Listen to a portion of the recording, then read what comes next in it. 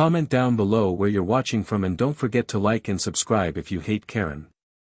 When my eccentric Aunt Thelma passed, she left me her time-warped bungalow on the edge of Maplebrook Meadows, a gift equal parts blessing and DIY nightmare. Shag carpeting straight from the 1970s, floral wallpaper loud enough to frighten small pets, and doilies on every horizontal surface greeted me the first time I walked through the door. Still, the idea of finally owning a home thrilled me. I pictured cookouts with friends once the place was modernized and the squirrels, Aunt Thelma's sworn enemies, were convinced it wasn't theirs. The dream soured the moment a crisp white envelope appeared in the mailbox. Printed in no-nonsense Arial, the letter announced itself as an official HOA communiqué. It threatened fines for unkempt lawns, unauthorized paint colors, and improper trash can placement, concluding with an ominous welcome to the community. My pulse spiked. Aunt Thelma had always bragged her lot sat outside any association's reach. County deeds confirmed it. Clutching the letter, I wondered who had decided otherwise, and why. I tossed the notice, telling myself it was clerical error. But as I locked up and headed back to my apartment, I couldn't shake the feeling a zealous Karen was already sharpening her clipboard just beyond the picket fence. Armed with rubber gloves, bleach wipes, and naive optimism, I returned to Aunt Thelma's bungalow the following Saturday. Step 1: Wrestle the jungle masquerading as a front lawn. The grass brushed my calves like a needy cat, but the push mower sputtered to life. Sweat beaded, cicadas screamed. I was halfway through when a shadow fell over the blades. I killed the engine and turned. There she stood, a petite woman in a razor-pressed blazer, frosted blonde bob unmoving in the breeze, brandishing a clipboard like Excalibur. If the HOA letter had a human form, this was it. "Good afternoon," she said, saccharine laced with arsenic. "I'm Brenda Sue Froman, head of Maplebrook Meadows Beautification, here to issue your first warning for lawn height noncompliance." She slapped a neon pink citation onto my mailbox. I wiped my brow. "Ma'am, Aunt Thelma's deed shows she's outside your association. I've verified with the county." The smile became a sneer. "Everyone here abides by HOA standards. Non-membership is outdated." Her eyes flicked to the mower, then to the floral couch I dragged onto the porch for disposal. "Curb blight, $50 fine. Unauthorized equipment, $25. She clicked her pen gleefully. "I'm not paying imaginary fees," I said, voice steady but tight. "Please remove yourself from this property." Her nostrils flared. "Refusal to cooperate escalates penalties." She thrust a duplicate letter into my hand, final notice, crimson ink shouting. "You have 24 hours. I pulled out my phone. "I'm documenting this interaction for my records."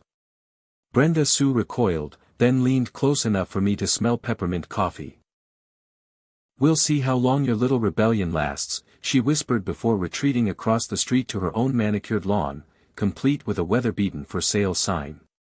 The rest of the day, she hovered at her window like an ominous garden gnome, noting every bag I carried to the dumpster.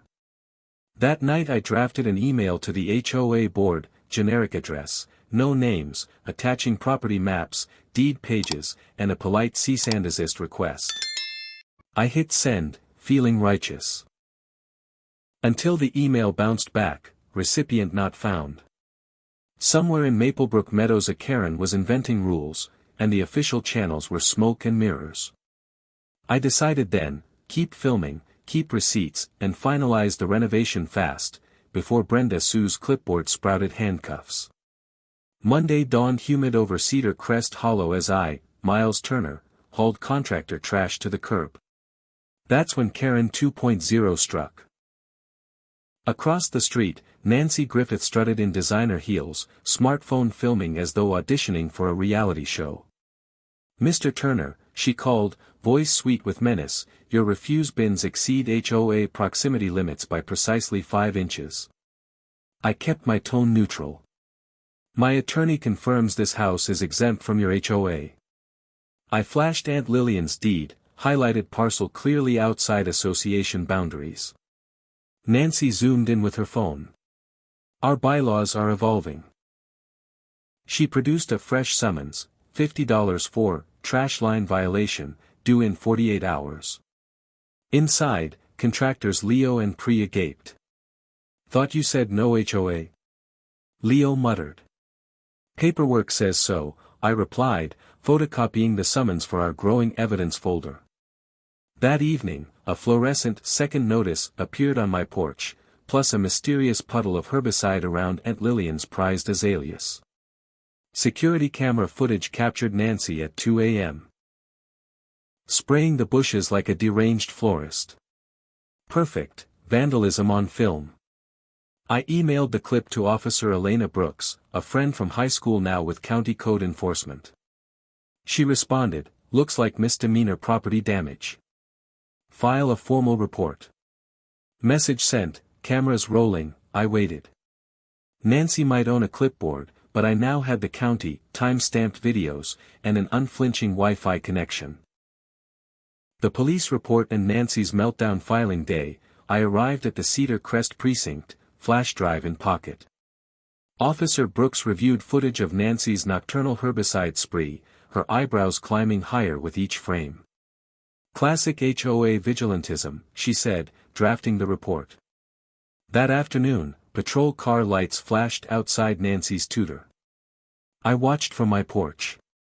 Officer Brooks issued a citation, Nancy's shriek carried down the block, I am the law here. Escalation by mailbox 2 days later, my mailbox overflowed, HOA bill, $504, hostile complaints against board members. A cease and desist letter accusing me of defamation. An unsigned flyer warning neighbors of a renter lowering property values, my photo helpfully attached. Contractor Priya whistled. She's dedicated. I drafted a certified reply, no membership, no jurisdiction. Further contact equals harassment. Surprise open house Saturday trucks arrived. Banners reading, Cedar Crest Development. Nancy had turned my front lawn into an open house staging area, claiming the property was for sale, as is, under emergency HOA authority. Strangers tromped through Aunt Lillian's foyer. One shopper asked if asbestos removal was included. I stormed outside. Private property. Show a listing agreement or leave. Nancy waved forged documents. Emergency Bylaw 12C grants the HOA power to seize neglected homes. Cameras recorded as I dialed Officer Brooks. Within minutes, deputies dispersed the crowd and confiscated the fake sales packets. Nancy received a second citation, this time for real estate fraud. Court and revelation at arraignment, her lawyer argued, community preservation. Judge Harris asked for HOA charter proof granting seizure rights. None existed. During discovery, we uncovered damning ledgers. Nancy, as HOA treasurer, had siphoned $42,000 into a personal beautification account, funding her monthly salon visits and topsoil deliveries. The court ordered a forensic audit, the board suspended Nancy pending results. Neighbors once fearful now gathered on my porch with apologies and casseroles. Evidently, many had suffered silent fines but lacked proof. My video evidence cracked the facade. HOA overhaul. A special meeting ousted Nancy and 2 cronies. New interim president Colin Reyes invited me to present deed maps proving my non-membership. The board voted to strike my address from future correspondence and reimburse improperly sent fines, to me and others. But karma hadn't finished cooking. County prosecutors filed felony embezzlement charges. Nancy's bank froze assets, mortgage went unpaid, foreclosure loomed. Final twist of the knife. Weeks later I attended the courthouse auction out of curiosity. Only 3 bidders showed. I snagged Nancy's tutor at a bargain, intending to convert it into a rent-free tutoring hub for local kids, a thumbed nose at her reign of elitism. As I signed papers, Officer Brooks texted, verdict in, guilty on all counts. A selfie of Nancy in orange jumpsuit accompanied the message. Back home, I hoisted a future community center banner over the newly acquired front porch. The same clipboard that once delivered bogus finds now hung framed inside. A souvenir of Cedar Crest Hollow's greatest Karen takedown. Renovation and redemption transforming Nancy's ex-tutor into the Lillian Learning Center consumed the next 6 months. Volunteers painted murals, electricians rewired classrooms, and Aunt Lillian's rescued porcelain dolls found a whimsical display case in the foyer, her spirit anchoring the project. Local businesses donated laptops. Leo installed ramps for accessibility. Priya spearheaded a STEM garden where kids measured soil pH between algebra drills. HOA Reborn new President Colin instituted transparency portals, abolishing automatic fines and adding mediation steps. The HOA's tarnished funds were replenished through Nancy's court-ordered restitution. A quarterly newsletter now featured center events rather than lawn-color diktats. Opening day children in cut paper hats cut the ribbon. Officer Brooks high-fived Micah, the youngest attendee, while parents applauded. I gave a short speech. This building once symbolized exclusion. Today it unlocks opportunity. Cameras flashed, local news aired the segment that night. Unexpected guest mid-celebration, a familiar figure appeared on the sidewalk, Nancy, released pending appeal, ankle monitor blinking. She stared at the banner with a mixture of disbelief and bitterness. I approached calmly. You turn my house into a daycare? She sneered. Tutoring center, I corrected.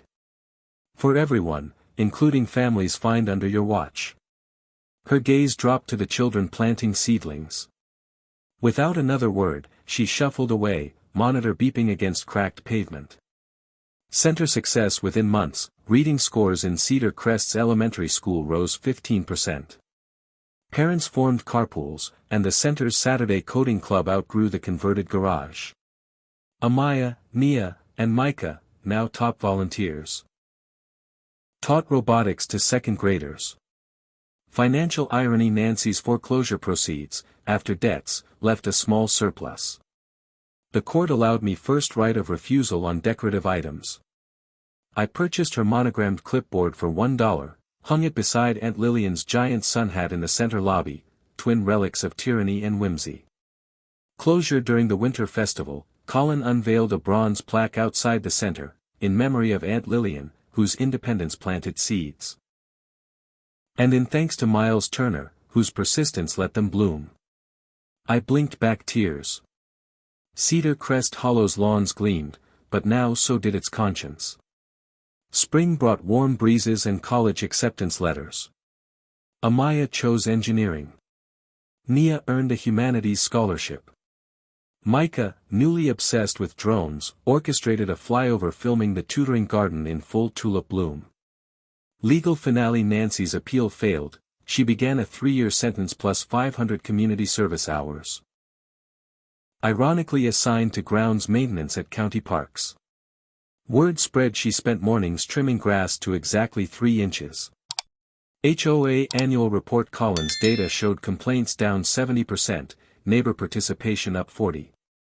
I presented the center's impact metrics. Applause filled the rec hall where, 1 year ago, fines had flown like confetti. Personal peace: on Sundays, I lounged on Aunt Lillian's renovated porch, now modern boards, vintage swing intact. Sipping coffee while squirrels, formerly her nemesis, darted across the railing. I'd made peace with them too, they devoured acorns, not porcelain dolls. Sometimes, a parent would pause at the gate and whisper thanks. I'd nod, finger resting on the framed clipboard, a reminder that vigilance and documentation can reroute an entire neighborhood story. One humid July evening, the center hosted Cedar Crest's first ever HOA talent show, conceived by Nia. Talent replaced tension. Even skeptics baked cupcakes. While Micah managed lighting via drone, of course, Amaya emceed. Leo recited slam poetry about duct tape and perseverance, Priya juggled LED circuit boards. Mid-program, Colin surprised everyone, presenting me with a crystal plaque, for transforming conflict into community. I stammered thanks. But the night's highlight belonged to Mrs. Yoshida, a retiree once fined 4 non-neutral curtains. She played violin, haunting, beautiful. Tears shimmered across rows of folding chairs.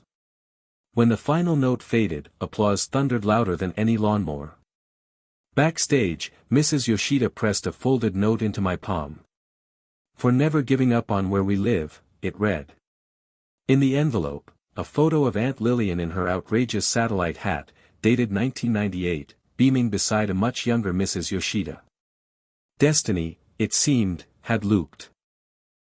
Exactly 2 years after the first bogus HOA letter, Cedar Crest Hollow gathered for a sunset barbecue on the tutoring center lawn. Neon frisbees streaked sky, grills sizzled. Before dessert, Colin signaled me. Together we unveiled a small sculpture near the garden beds, a stainless steel rose sprouting from a clipboard base, dedicated to neighbors who choose collaboration over control. A QR code engraved below linked to the open-source transparency app. Kids cheered, then demanded s'mores. Priya's homemade marshmallows melted into spectacular messes, laughter echoed under string lights. I stepped back, surveying, manicured lawns, yes, but also wildflower strips, rainbow porch flags, details once fined now celebrated. The bungalow glowed warm behind me, new windows reflecting stars Aunt Lillian never saw. Phone buzzed, Officer Brooks texting a photo, Nancy in orange vest trimming a ballfield hedge, monitor still blinking. Was that satisfaction? Maybe. But fuller joy pulsed here, among neighbors swapping secret recipe rubs and planning next month's seed swap. Dolores, yes, we'd started dating again, squeezed my hand. Worth every clipboard battle. I laughed, hearing Amaya coaching toddlers on coding basics, Nia debating trivia, Micah buzzing overhead with LED drones spelling HOA reform FTW. Absolutely, I said. Because the best revenge isn't a fine, it's a community that finally knows how to keep the grass short and the horizons wide. The grill flared, fireflies blinked. And Cedar Crest Hollow, once suffocated by a single Karen, breathed freely, future-focused, clipboard-proof.